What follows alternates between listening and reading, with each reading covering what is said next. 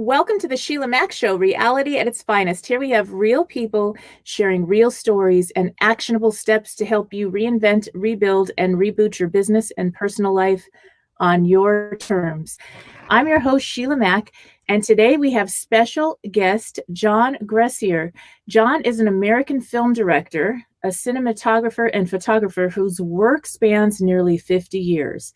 He's been on assignment as a photojournalist and began documenting the Hare Krishna Movement in 1970, and in the subsequent decade continued to capture the group's growth and influence in the rapidly expanding yoga and kirtan scene. I love kirtan. It's one of my favorites. He is best known for his documentary work in capturing the unique spiritual and traditional cultures of India, and in 1978 produced the award-winning documentary Vrindavan. Is that right? How do we say that, John? Vrindavan. Vrindavan. Vrindavan. Wow. Got it. Beautiful. Land of Krishna. Now 35 years later, his project, Hare Krishna, revisits the group, providing a behind-the-scenes insight into the founder of one of the most high-profile spiritual groups of the 20th century.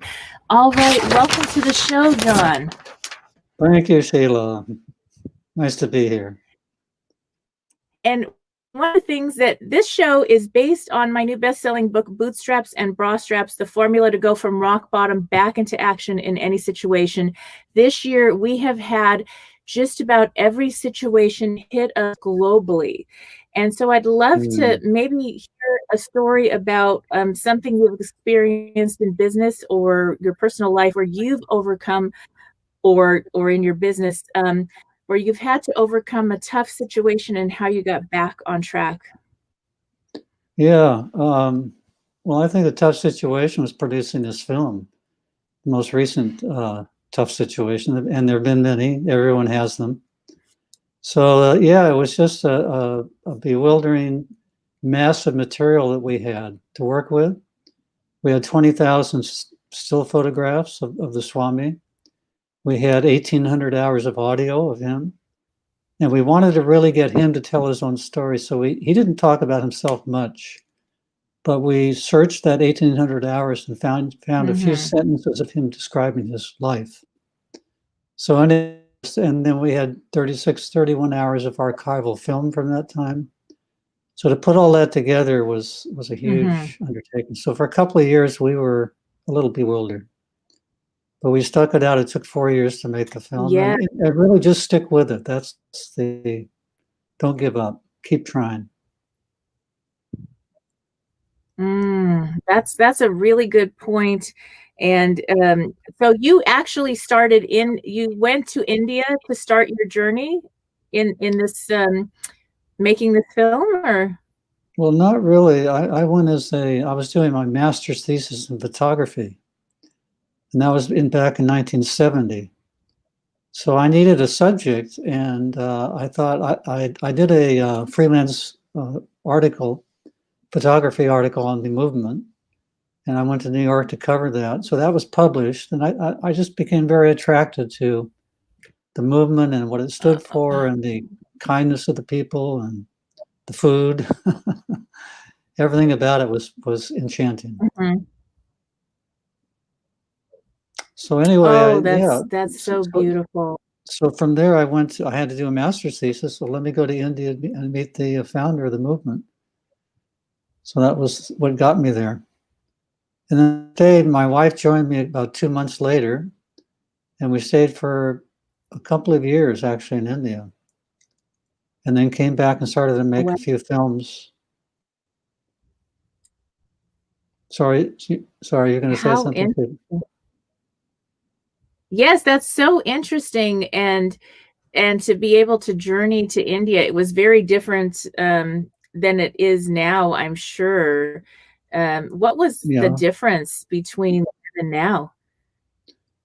Mainly the technological buildup in India. It wasn't so highly advanced technology-wise, but they've done a lot in the last few decades. But it was much more Mhm. peaceful, a lot more peaceful. So it's lost some of that charm, but still, there's so many places in India that are beautiful, peaceful, and the big cities are really intense, much more intense than here. Yes. Yes, it is so interesting, and I know took a journey to India a while back, and stayed with the monks at a couple of different places for a couple months, and it was just a beautiful experience to do at least once in your life, and I'm so grateful I Definitely. did that before our world shut down, and so Mm, sometimes you just have to go when you feel guided to go, that's and right. and question, so that was an experience for me. And I remember one of their teachings was just take the next right action, kind of like you're saying, just keep taking the next right action, because that does really make a difference in getting back on track this year. And I actually did watch the Hare Krishna movie on, you can view it on Amazon, and we are going to play a reel that you'll be able to see. So you'll be able to watch that. We'll pause for that and then come back. So that'll go when when we're doing the actual. Let's see what's going on. All right. So now, so that'll go on in this place right here. All right. And so that's an incredible movie. Um, how do we pronounce the person that started this, his name again? How do you pronounce his name? The Hare Krishna Yeah, movement, when he came over to his name is Prabhupada. Prabhupada. Prabhupada. That's right. Prabhupada. So yes, and he had this beautiful journey from really starting over, coming over here. And you watch the film, you'll get to see how this movement started based on such a guidance. He was told to bring this message over here to the U.S., and he started very humbly and with Yeah, nothing really, and was able to create such a movement. And I think it was because people were looking for something that's right. to People were to searching find. at that time. Yeah, just like they're searching Yes. now. Again, it's a 60s revisited in many ways. Mhm. People want something more Exactly. than the materialistic way of life that's being offered. So it's an Yes. interesting time.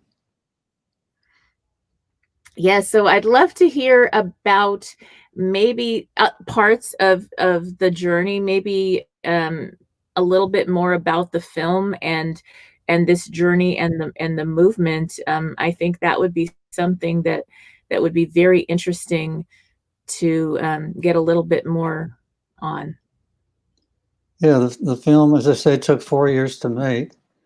And I think with documentaries, it's more difficult because as you shoot, you find things along the way. It's like with a feature film, dramatic feature film, you have a script and you follow the script, you do your shooting, and it's pretty much fixed in most cases. But with a documentary, we had a lot of back and forth, where to start with this mass of material next. So we really decided to start at the place where the most drama is, and that's Prabhupada in New York alone. When he Mhm. arrived with no support, no money, all he had was his books. And the spiritual master gave him the order in 1922 to go to the West and spread the message of the ancient messages of the Vedic literatures of India. So, and it's very profound teaching. So he started a masterpiece. His life's masterpiece was called the Srimad Bhagavatam. That's another hard hard one to pronounce, but it's a voluminous spiritual scripture that he was translating right up into the end, and you'll see him in the film Yes. doing that. So he never gave up that mission, and he took the words of his guru to heart. And it was not until 1965 that he felt himself prepared to come. At that point, he was 70 years old. So it's an amazing story. We had one lady who saw the film in Houston. My wife and I traveled. My wife was the co-director and writer for the film. So we traveled the circuit with, doing Q&A in theaters for about a year and a half. So one lady, she was 70 years old, and she said after the film, I've given up my dream, what I always wanted to do, because I always thought I was too old. But after seeing the film, what Prabhupada did, the Swami did, I'm going to take it up and go for it. So that was inspiring. It's never too late, and you're never too old. I think so. And I think there's something about each of us have a talent, a purpose, let's say, a mission in life, or we're able to share our love and our truth in a beautiful way on this planet, however that is. And when we're living that truth and we're following that and we're going down that road, even when society might say, that's kind of crazy. What are you doing? Why are you not doing what everybody else is doing? But when you know it's aligned with your values and your truth, then things show up for you. Like you and your wife had a mission to produce this movie and this documentary, which took many years, and things showed up and you were provided for to be able to go and do this. This was quite a life work. Yeah, magical things happened, actually. We didn't have money to finish the film, and all of a sudden I get a phone call. And a lady said, I don't know why they haven't heard about this project. What do you need? And she helped us finish the film. Beautiful. Yeah. Yes. So sometimes there's there's a knowing. Did you have a knowing? You had a knowing that you needed to do this. Yeah, definitely. We actually produced a film on Prabhupada's life in 1983. But that was the wrong format. It was kind of old-fashioned. It was chronologically, went from his birth to his passing. It wasn't something for today. So we knew we had to do something. And we wanted to reach a wider audience. So this film has gone viral, really. It showed theatrically in 38 countries. It's on Amazon right now. So anyway, it's amazing where it's gone. And the reactions.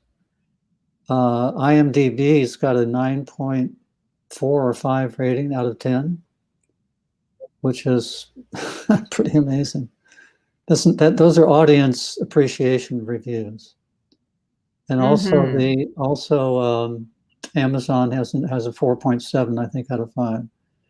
So it's a very popular film, and it's inspiring and uplifting, we've found, for many, many people. And also it crosses, it doesn't matter what religion or race you are, it crosses all those barriers. We've seen that time and time again. Yes, it truly is a story of really starting over in a new country and then sharing something, a truth and a message, and going on faith and continuing to take the next right action slowly and being really patient with the work. And very starting very humbly. And I think a lot of us this year have had to start over in one way or another. And sometimes you think, oh my gosh, I've left this corporate job or this, whatever the position was that somebody had.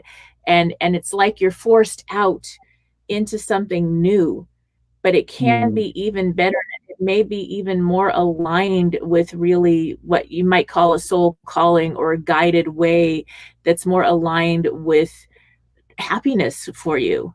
That's and it might be the push you need to go have fun and follow that dream that's always been whispering, that you had a knowing about, that's like, I need to do this.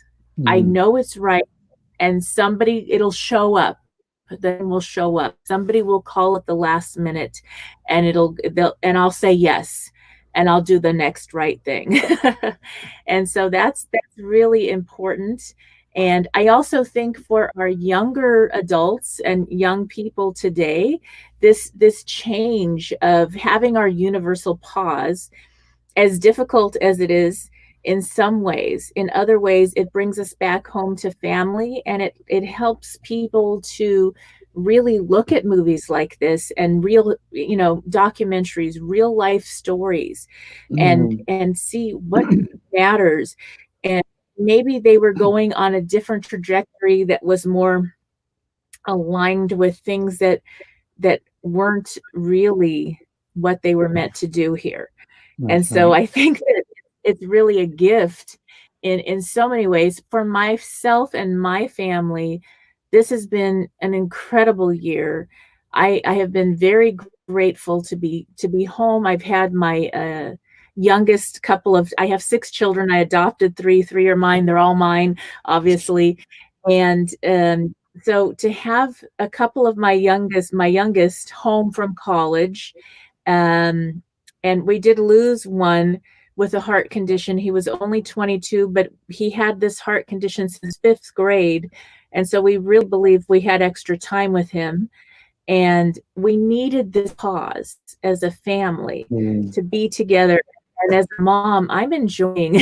I'm like, oh, I just love having my kids home, and we're That's having great. talks, discussions, yes, about religion, about political ideals, and about things that maybe we didn't talk so much about in the past, or maybe they weren't as, um I don't know, not that they didn't care, but they just weren't involved. It wasn't as real. And Mm. now that we're living through a historical time with so many events, it's like they want to learn history. My daughter watched your movie with me, and Oh, and so cool. we had a lot discuss about that. And she's 24 in college and studying psychology and learning about this. And she actually went to India once with me, and so she really enjoyed it. And so that's just something. It's different. It's a different time. It's a good time. It's like starting over, and just like in the movie, to come to this country and start a new beginning. Even at, I Mm. think now, how old wasn't he 70 when he came over in He the actually movie? had his Something like that. birthday. He has his birthday on the boat coming over. He came over in a freighter. He had a free passage on a freighter. So he turned 70 in the middle of the Atlantic. Wow. Like, and he started an entire movement after the age of 70. So if you That's think you right. like, oh my gosh, I'm like turning 50, I'm getting too old. You could still start a whole movement. There is time. So you never know. And it's really when it's something that is aligned, and That's that right. you're guided to do, that even when, like, when everybody's going to tell you no, how many people told him no?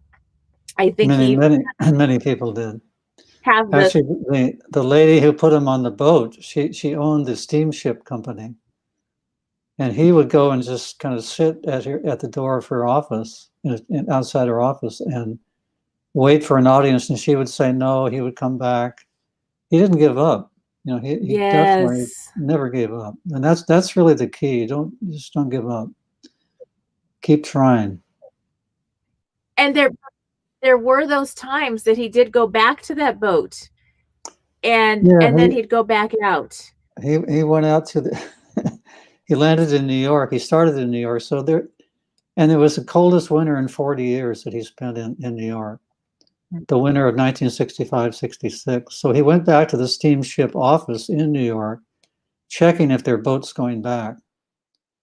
But the clerk at the office, he said, you keep coming here, but you never go back. So he was he was in the back of his mind, he had Yeah. that option, but he never took it. And in spite of all the difficulties, he went hungry during that winter.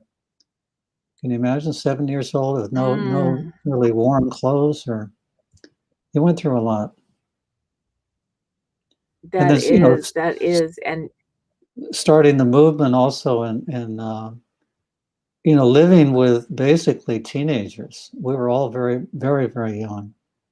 He attracted the youth. mhm. You know, the youth were searching. You know, the '60s, the flower kids and peace and love, and that was, you know, that was in the air. And there were literally hundreds of thousands of young people all over the country searching. So we picked up some really intelligent young people, but they were, again, young people, teenagers and 20s. So he had a lot of immaturity to deal with. But he had such a deep philosophy that they could actually grab onto Mhm. and make it stick. And if you can change the minds of that group, you know, those kids at that time, you've got something pretty potent that you're delivering. Right. Now there's so many different programs and studios, and people read about this work and have learned so much. And kirtan is like a regular thing, at least That's for right. us.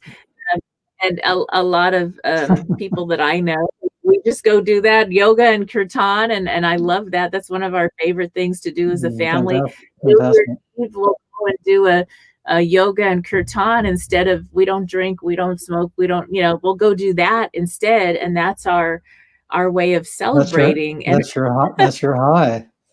that's it, and we'll do that, and that's just something. And I'll bring my kids, and I'll have 20 or 30 friends from all over. We'll get together, and that's what we do. And it's just a nice thing that brought to our world globally, and something that we really need during this time of Well, change.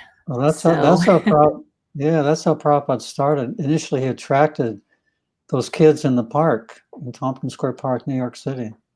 He sat down and chanted kirtan, yes, and yes, there's they something came there's and there's something healing and peaceful about the chanting and the songs. And it's a prayer song. If you don't know, like, the kirtan is a prayer song, that's right. and it's a beautiful thing. And now I think about he brought hours. He had this little I saw the movie, so you got to see the whole movie, really. But he brought this. He started bringing the music and the.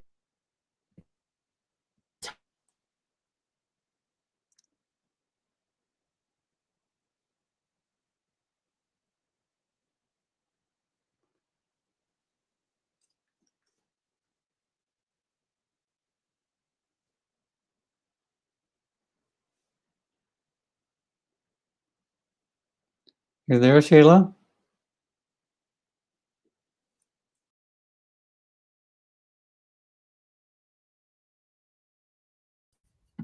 Okay, and we're back. All right, Okay. and we're back. I don't know. We're having an interesting internet day. Um,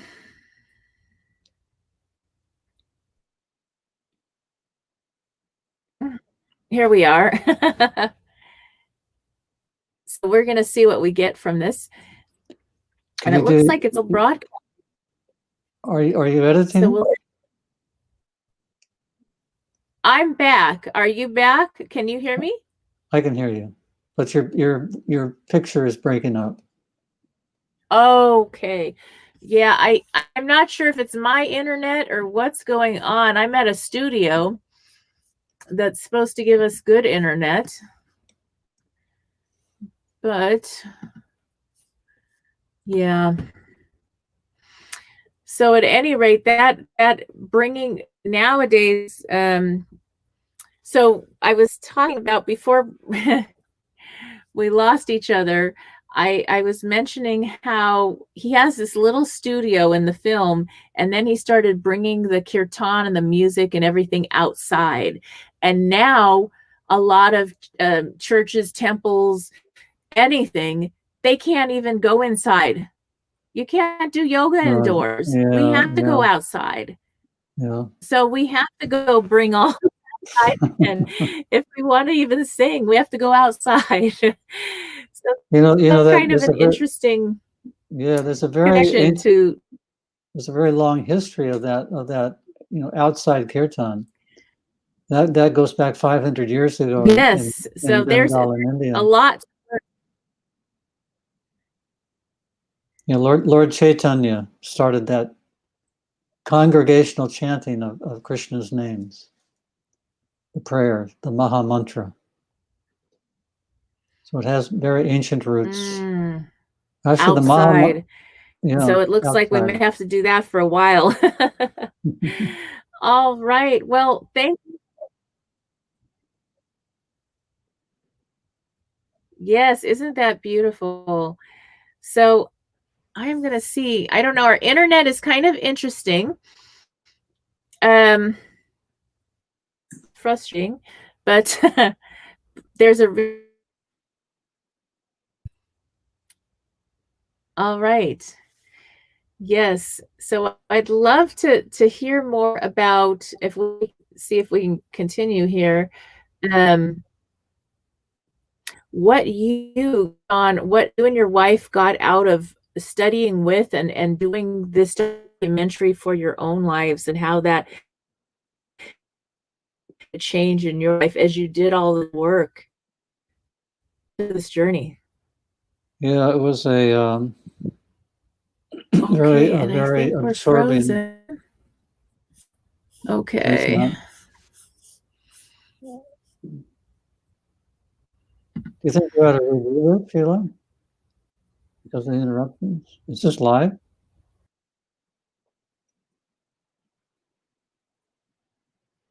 Looks like it is.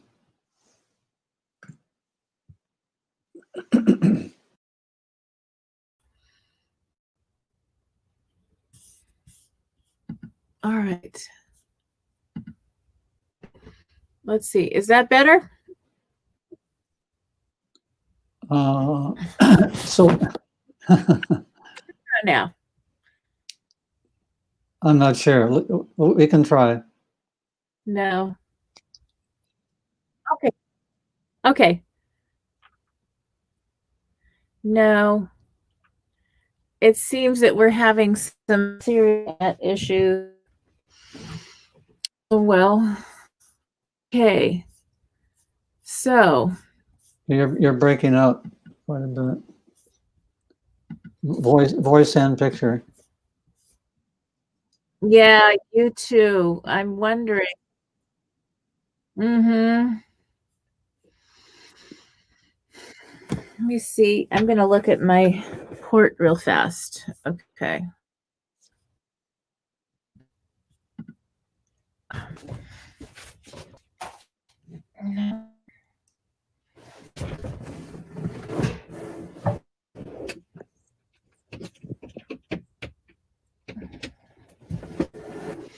Oh.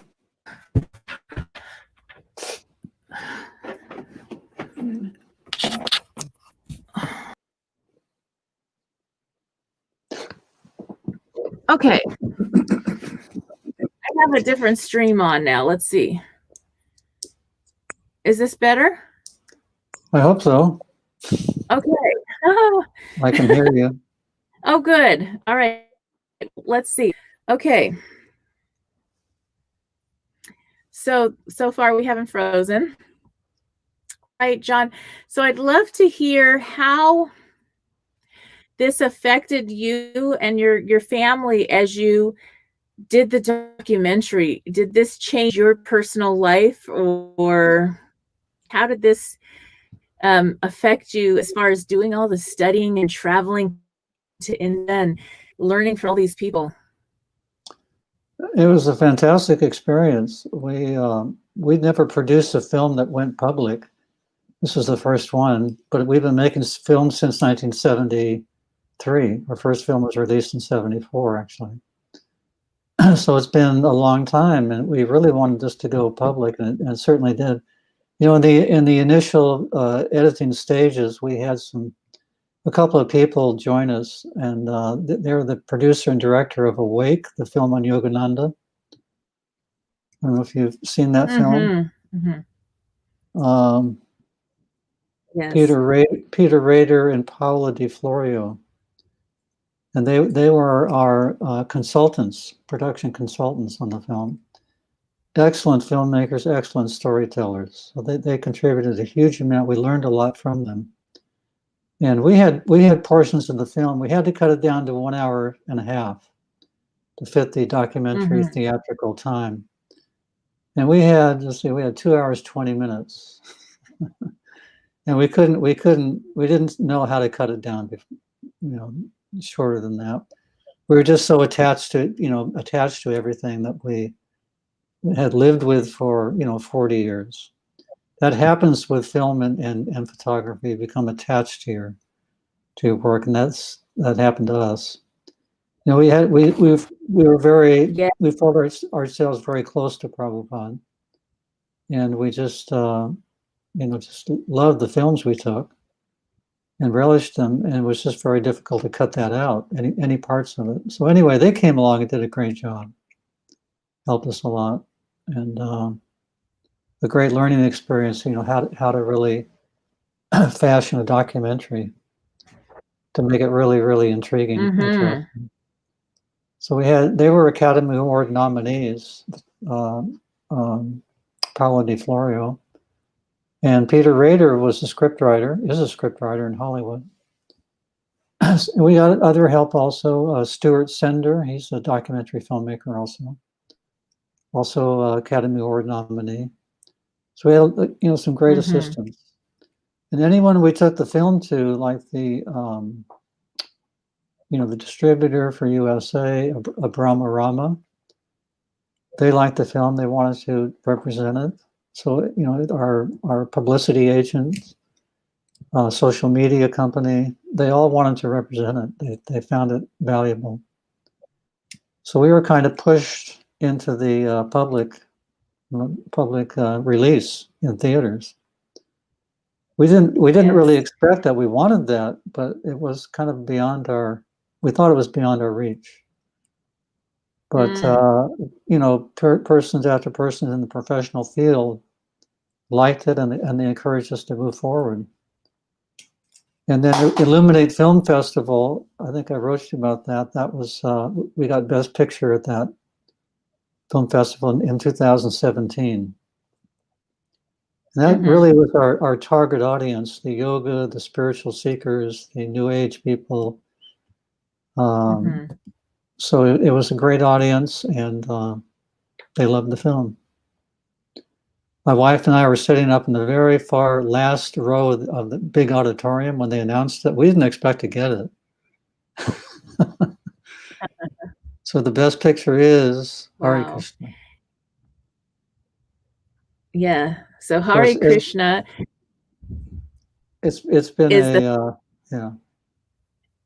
Peter Rader said when we won the. Sorry. Peter Rader said just after we got the award, he said, "Fasten your seatbelt and hang on for the ride." It's been a ride. Yes, and now everybody's home and watching, so they're able to download this. You're able to order this on Amazon Prime Video. My daughter and I watched the film the other night, and so it's Hare Krishna. And you can see, if you're watching this, you can see the poster behind John. That's the cover of the film. And so, yeah, and so that's that, and it's a very good one. And so you'll enjoy that. Now, do you have more in the works? Are you writing a book or doing something? What's next after this film or more? I'm writing a book on our times with Prabhupada, and the experiences, the lessons we learned, his personality, what he accomplished, and how he influenced our lives. My wife wrote a book, her memoirs. It's called 5 Years, 11 Months, and a Lifetime of Unexpected Love. Nice. 5 years, 11 months, and a lifetime of unexpected love. And that's on Amazon, and extremely well written, I must say. And you'll learn a lot about our lives in that after meeting Prabhupada. Yes, what an incredible journey. All right. So again, if you are listening in, how can people view this? Is it on Amazon Prime Yeah, it's and free. anywhere? It's free on Amazon Prime. It's on our website also, in actually in 22 or 24 languages. Wow. So all the European languages, 2 Chinese dialects, Japanese, Arabic. There's a lot of languages there. So if you have people overseas that you want them to watch it, they need to go to our website, harekrishnathefilm.com.